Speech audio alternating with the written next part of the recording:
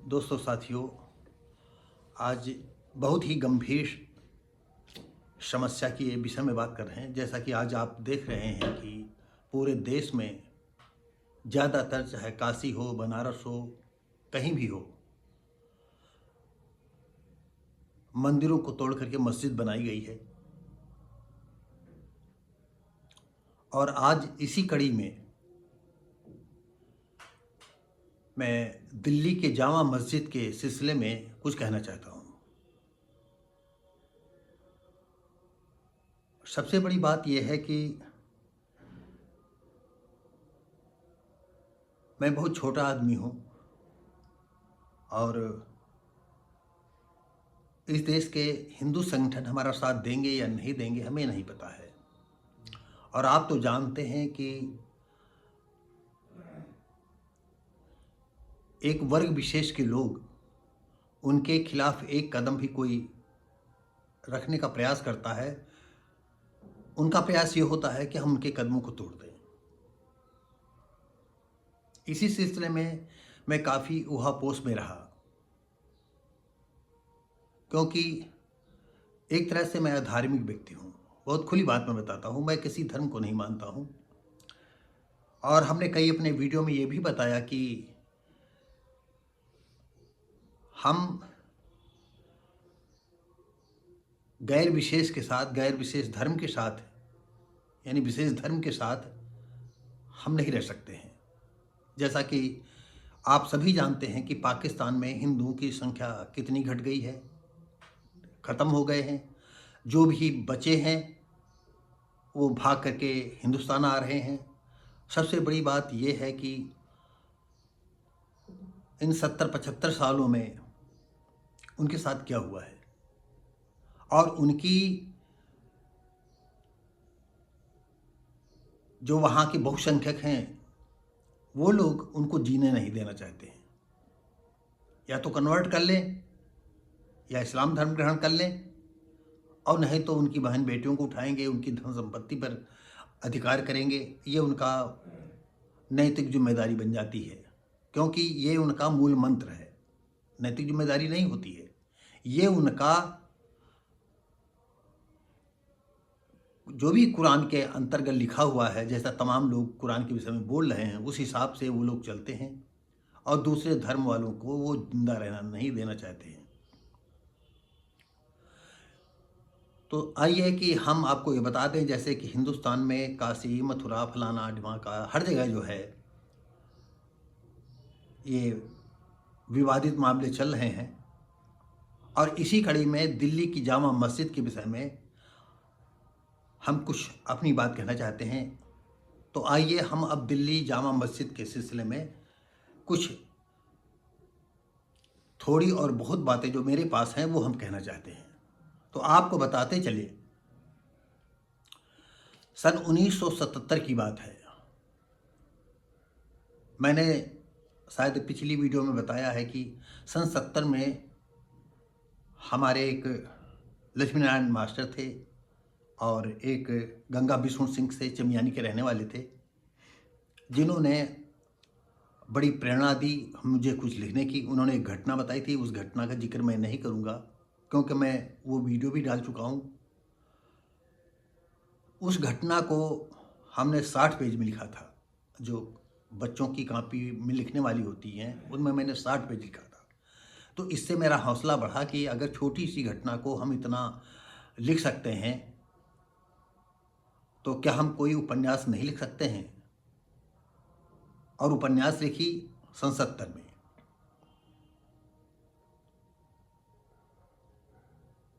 इसी के बाद से जो है नावल लिख डाली।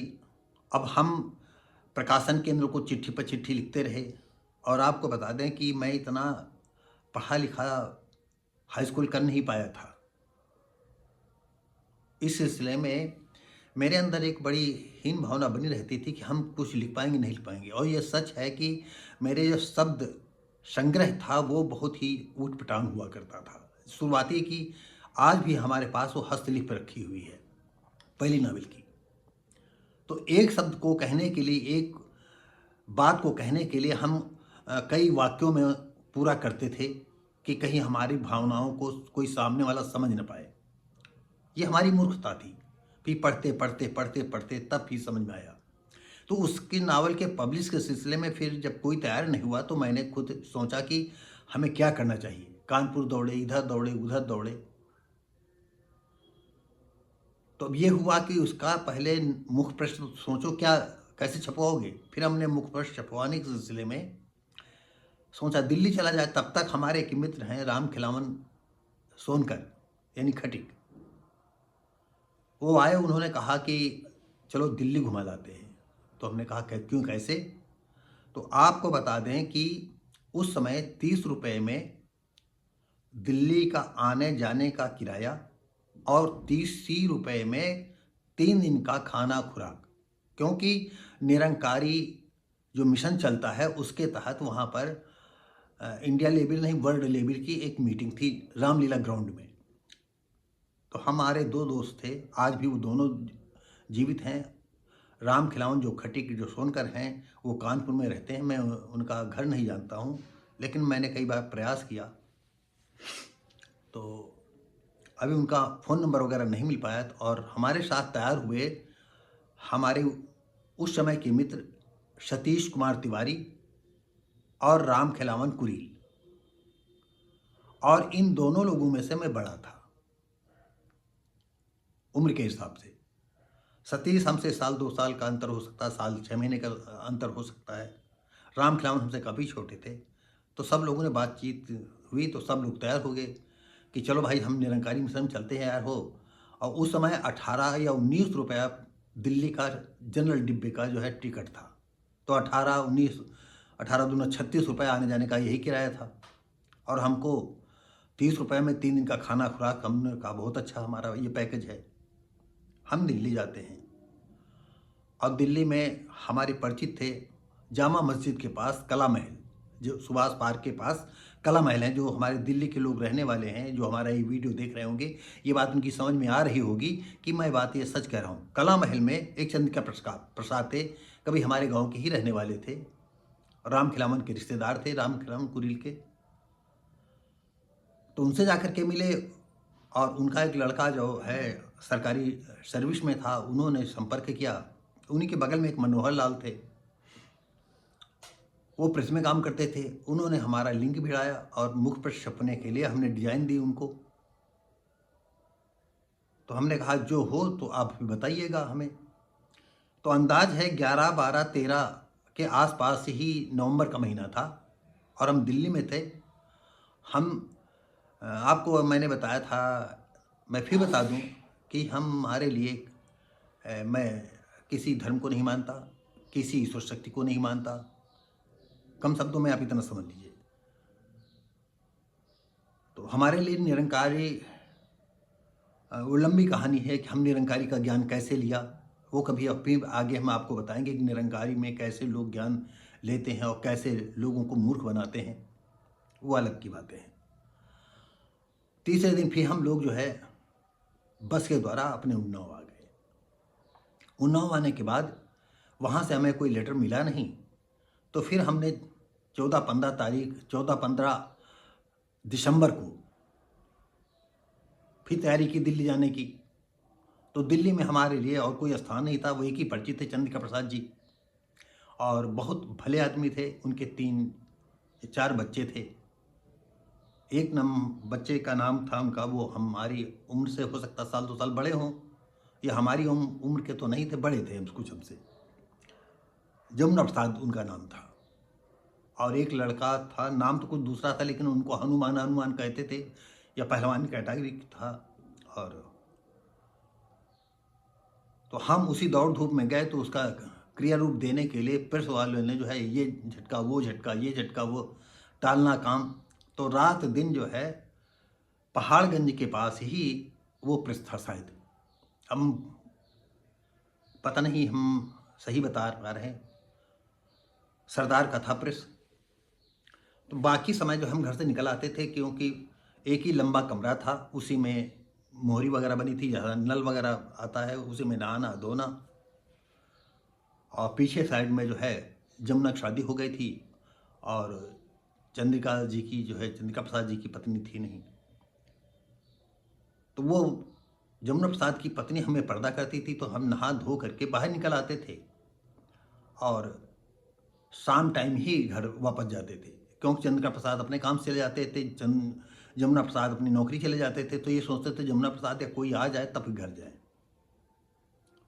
कभी कभी बाय द वे जो है 2 मिनट के लिए चले जाते थे।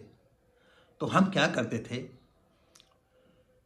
कि कहीं लाल किला घूमना, तब लाल किले में टिकट नहीं पड़ती थी, और शायद कहीं कोई एक हिस्सा था तो 4 आने टिकट पड़ती थी, हमें याद नहीं आ रहा पड़ती थी नहीं पड़ती थी, क्योंकि हम कई अक्सर बहुत ज़्यादा दिल्ली जाते थे। उस समय शायद ऑल टोटल फ्री था। तो कभी लाल किले में बैठे हैं, कहीं इधर बैठे हैं, कहीं उधर, समय काटना होता। कभी जामा मस्जिद चले गए, कहीं जामा मस्जिद की सीढ़ियों पर। तो आपको बता दें कि जामा मस्जिद की सीढ़ियों पर जब से बैठे रहते थे, समय समय काटना होता था। तो हम जो विदेशी लड़के लड़कियां आते थे जामा मस्जिद वगैरह देखने के लिए, तो वहाँ पर उस पीरियड में काफ़ी मैदान हो गया था। सन 76 में कुछ लोगों ने वहीं बताया था कि जामा मस्जिद के सामने वहाँ सब मुसलमानों ने अपनी दुकानें लगा रखी थी। तो अब काफ़ी इक्का दुक्का दुकानें थीं। तो वो लोग क्या करते थे कि जो विदेशी लड़के लड़कियां आते थे उन पर ईंटा मारते थे। मतलब इस तरह का उनका जो है व्यवहार बहुत ही खराब रहता था आगंतुकों के लिए, जो दर्शनार्थी आते थे जामा मस्जिद वगैरह देखने के लिए, जो विदेशी लोग आते थे। तो मैं देखा करता था, मैं चुपचाप बैठा रहता था, क्योंकि उनसे बोलना अपनी सामत देना था। लेकिन ये बात मुझे बहुत खलती थी, बुरी लगती थी। ऐसे ही एक दिन का किस्सा है, हम आपको टाइम डेट नहीं बता पाएंगे, 15 दिसंबर और 31 जनवरी के बीच का हिस्सा है। जो लोग जामा मस्जिद के पीछे साइड में, जहाँ जो जैन मंदिर है शायद रोड पर, उसी के बगल से, जामा मस्जिद के बगल से उसके पीछे साइड को एक रोड जाता है, यानी जामा मस्जिद के बाईं बाईं तरफ से जाता है, और उसके पीछे से फिर एक सड़क अंदर पीछे साइड चली जाती थी, और पीछे साइड में कुछ हट करके दुकानें थी। उसमें एक हिंदू की दुकान थी, हलवाई की दुकान थी, चाय बनाता था, मिठाई कुछ बनाता था। तो कभी किसी दुकान पर मुझे चाय पानी की कोई तलब नहीं रहती थी, मैं किसी चीज़ का आदी नहीं था। लेकिन अब किसी उसमें बैठना है, किसी दुकान में बैठना है, किसी ढाबे में बैठना है, तो हम कब तक फ्री बैठे रहेंगे। तो जानबूझ करके कभी चाय ले ली, कभी कुछ और ले लिया थोड़ा बहुत। तो वो दुकानदार हमसे कहने लगा, ये गौर करने वाली बात है कि उस दुकानदार ने हमसे क्या कहा, हमसे नहीं, सॉरी, वहाँ जितने चाय पानी कर रहे थे उनसे ऐसी बातचीत में उसने बताया, कोई ऐसी बातचीत का सिलसिला चल गया होगा। अब मुझे याद नहीं आ रहा कौन सा सिलसिला चला और कैसे उन्होंने बताया। उस दुकानदार ने जामा मस्जिद के ठीक पीछे साइड वाली जो दीवार बनी हुई थी, और दीवार के ऊपर कम से कम 10-12 फुट या 14 फुट की दीवार होगी, उसके ऊपर जो है उसका निर्माण हुआ था। जो मीनारें वगैरह थी, जो मस्जिद बनी हुई थी उसके ऊपर बना। तो जो पटिया बोलते हैं, छोटी छोटी जो ईंटें होती हैं, उस ईंटों से उसका पिछवाड़ा बना हुआ था। क्योंकि आज 48 साल के बाद मैं वहाँ तक जा नहीं पाया, तो ये सोचा कि ये मैं जानता हूँ, और अब क्यों ना हम इस बात को ओपन करें। ये ओपन करने की भावना तो बहुत पहले से थी, लेकिन आज जब YouTube पर चैनल हो गया तो हमने सोचा YouTube के माध्यम से हम अपने देशवासियों को ये बात बताएं, और शायद आपको बता दें, डॉक्टर अंबेडकर ने जो है अपनी पुस्तक विभाजन उस पाकिस्तान, इस तरह की कोई पुस्तक उनका है, यानी एक तरह ग्रंथ है, उन्होंने जो है कुछ दूसरे अंग्रेज राइटरों के शब्दों को उद्धृत किया है। उन्होंने लिखा, बाबा साहब ने अपनी पुस्तक में, जो चाहें तो देख सकते हैं, कि 25 मंदिरों को तोड़ करके और उन 25 मंदिरों के सामान लगा यानी इकट्ठा करके तब जामा मस्जिद का निर्माण हुआ है। विभाजन पाकिस्तान इस तरह की पुस्तक है कोई, ये मैंने खुद पढ़ा है, अभी जल्दी पढ़ा है, मुझे किताब का नाम भी नहीं याद आ रहा है। हम आपको और बता दें कि हम अभी आपको जो है किताब का नाम बताएंगे। दोस्तों, जैसा कि हमने अभी आपसे कहा कि उस पुस्तक का नाम, दोस्तों साथियों, ये पुस्तक है, आप देख सकते हैं, पाकिस्तान अथवा भारत का विभाजन। इस पुस्तक में जो है बाबा साहब ने जो है एक अंग्रेज की ये लिखा है, और ये करीब जो है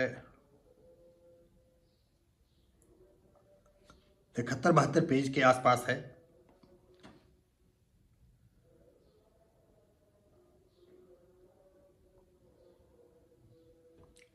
ये 68-69 पेज के आसपास है, और काफ़ी उन्होंने विस्तृत से भी इस मामले में लिखा है, और एक अंग्रेज राइटर हैं, उनके शब्दों को उद्धृत किया है। तो वो दुकानदार जो हम जामा मस्जिद के पास जिस होटल में बैठे हुए थे, उसके बगल से ही रोड गुजरा हुआ था, और रोड जामा मस्जिद के पास एक टर्न होता है, फिर इसके बाद जहाँ उसकी दुकान थी उसके बाद भी एक यल आकार में ऐसी रोड चली जाती है, और दुकान ऐसे थी। उन्होंने कहा कि वो आप जामा मस्जिद के पीछे, उसने हाथ उठा कर कहा कि आप लोग देख लीजिए जो ईंटें, ये जो पटिया लगी हैं, ज़्यादातर लोग पटिया बोलते हैं, जो छोटी छोटी पतली ईंटें होती हैं, लखौरी ईंटें इस तरह की उनको कहा जाता है। तो देखा, तो हमने भी पलट करके देखा, और हमने आपको बताया कि मैं उस समय उन्नाव के एक स्वास्थ्य मंत्री पूर्व रह चुके थे, मैं अनवार अहमद के यहाँ बैठा उठा करता था, और काफ़ी हमारी क्लोज बंद था। तो इस्लाम के सिलसिले में हमको उन्होंने कुछ नहीं बताया, लेकिन बैठे बैठे हमने सब अनुभव कर लिया था कि इस्लाम कितना कट्टर होता है, सिर्फ अपने धर्म के आगे दुनिया को, किसी भी धर्म को महत्व नहीं देता है। ये हमारे दिमाग में बात आ गई थी, लेकिन मैं किसी चीज़ को नहीं मानता था, तो इस वजह से मैं कोई डिस्कस नहीं करता था। तो देखा कि ईंटों के बीच में कम से कम 1 मीटर की चौड़ाई से, और 1 मीटर की चौड़ाई से काफ़ी जो है सीमेंट का से घोल से, सीमेंट के मसाले से वो दीवार को पिच मतलब प्लास्टर कर दिया गया था, यानी चुपर दिया गया था। तो उसने बताया कि आप जहाँ ये सीमेंट का जो प्लास्टर टाइप में देख रहे हैं, क्योंकि और पूरी दीवार में प्लास्टर नहीं था, सिर्फ उसी जगह प्लास्टर नहीं था, दीवारें ईंटें रख करके जोड़ दिया गया था, और फिर कन्नी को ऐसे से मार दिया गया था। तो कहा कि यहाँ पर कुछ ईंटें गिर गई थी, कुछ ईंटें, ये जो पीछे देख रहे हैं, जो पटिया या ईंटें हैं, छोटी वाली ईंटें हैं, काफ़ी मात्रा में नीचे गिर गई थी। तो कुछ गड्ढा बन गया था, गड्ढा बनने के बाद मकड़ियों ने जो है जाला लगा रखा था, तो और जाले में कोई हल्के कागज़ हैं, पत्ते हैं, ऐसे लिपटे हुए थे। तो जैसे आपने अक्सर कहीं खेतों या बागों में आसपास कहीं देखा हो कि जाल में कितनी मतलब क्या क्या मतलब हल्की चीज़ उसमें लटक जाती है। उसने कहा कि सफाई कर्मी आया और नीचे झाड़ू लगा रहा था, और वही उसने सोचा होगा अपने मन में कि ये मगजारों को मार दें। तो उसका आप तो जानते हैं उनका झाड़ू थोड़ा सा, जो छोटे छोटे पतले झाड़ू के हिस्से होते हैं वो काफ़ी टाइट होते हैं। उसने जैसे झाड़ू मारा तो ईंटें भरभरा गिरी। ईंटों भरभराने के बाद जो है वहाँ पर हिंदू देवी देवताओं की कई मूर्तियाँ जो है उसी मस्जिद के नीचे से बाहर आ गिरी।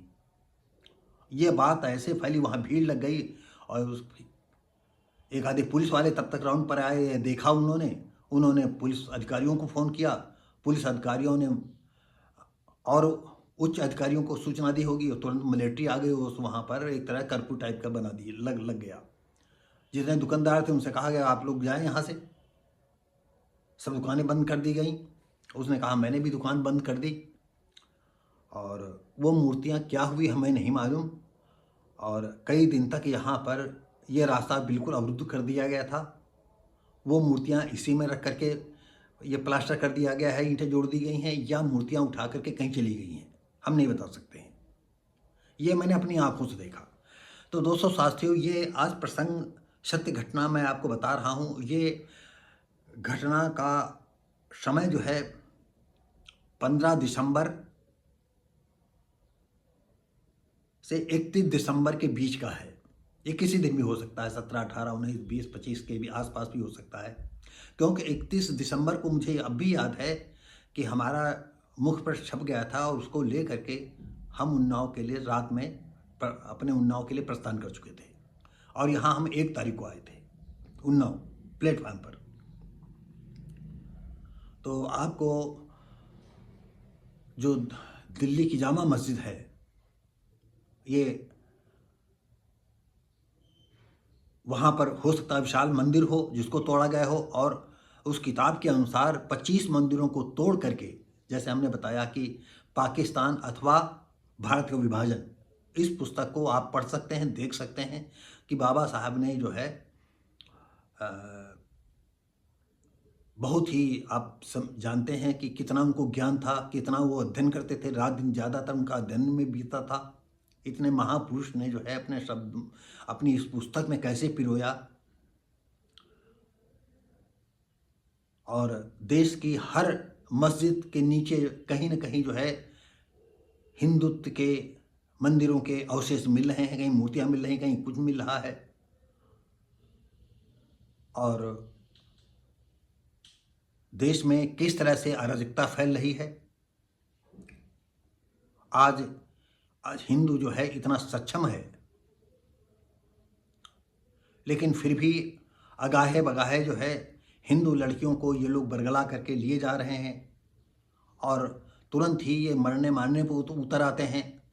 तो दोस्तों साथियों, हिंदू संगठनों के परिप्रेक्ष्य में कहना चाहता हूँ और मैं हिंदू संगठनों से कहना चाहता हूँ कि जामा मस्जिद भी कभी मंदिर तोड़ करके ही इसका निर्माण हुआ है और इसके साथ ही 25 मंदिर तोड़ करके उसमें सामान लगी है। और ये जो मैंने बात बताया है इसमें 100 पाई में हो सकता है हम कुछ भूल रहे हों, कम नहीं है, कम ही बताया होगा, ज़्यादा नहीं बताया होगा।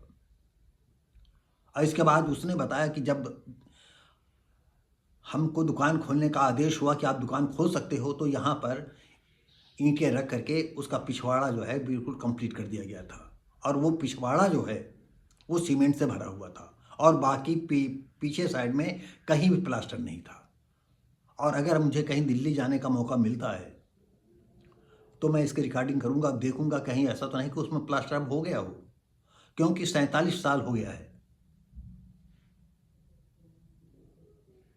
तो साथियों, ये हम आपको बताना बहुत उचित समझा कि जामा मस्जिद भी हिंदुओं के मंदिरों को तोड़ करके उसका निर्माण हुआ है और अधिकतर जितनी बड़ी मस्जिद बनी है और उतना बड़ा वहाँ पर विशाल मंदिर था।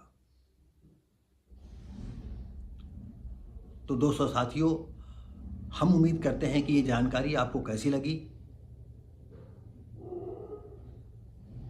तो अगर जानकारी अच्छी लगी हो, ये मेरे विचार अच्छे लगे हों, आप सजग हों, जागें, क्योंकि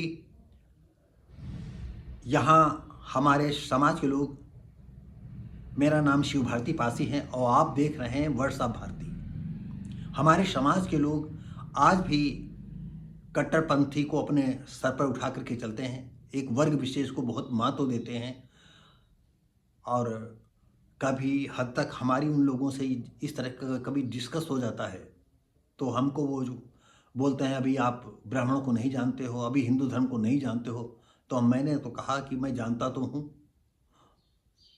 लेकिन मैं मुसलमानों के साथ नहीं रह सकता हूँ।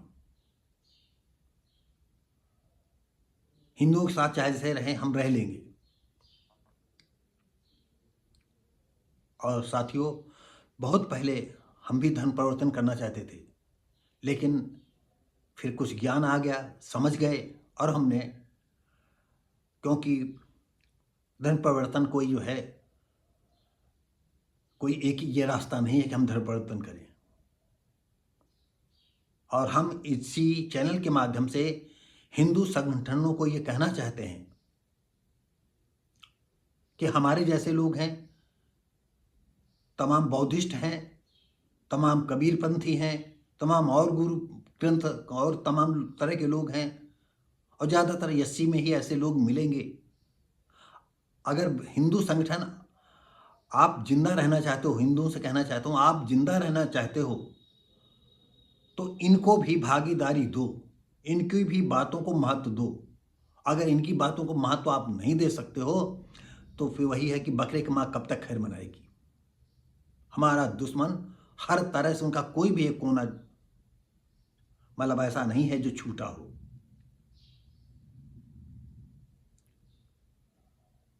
जो ये पानी के बतासे हैं, आप देखें इन्हें थूक थूक करके खिला रहे हैं। अरे इनके हाथ से सब्जी लेना, कुछ लेना, फल लेना, जो भी खाद्य पदार्थ है, ये लोग कितना अपवित्र करके दे रहे हैं, कितना झूठा करके देते हैं। पता नहीं इनके अल्लाह कैसे हैं, किस तरह का क्या कहें। दोस्तों साथियों, और आपको बता दें, हमारा जो है कुछ ऐसी ही बातें मैंने ममता बनर्जी जी के विषय में कह दी थी, तो हमारा जो है 2 स्ट्राइक हमें मिल गए हैं और तीसरा स्ट्राइक मिलने पर हमारा चैनल बंद कर दिया जाएगा। तो दोस्तों साथियों, हम अब पिछली वीडियो में बता चुके हैं कि मेरा चैनल मोनेटाइज हो गया है, तो इस समय हमें संभल करके बोलना पड़ता है। तो जितने भी चाहे आरएसएस के प्रमुख हों, मोहन भागवत जी हों, या विश्व हिंदू परिषद के हों, चाहे बजरंग दल के हों, अगर कोई नास्तिक है और आपके साथ मिल करके चलना चाहता है तो आप क्यों जो उससे जबरदस्ती चाहोगे नहीं वो घुटना टेके। आपके साथ तो खड़ा है, आपके हाँ में हाथ मिलाता है।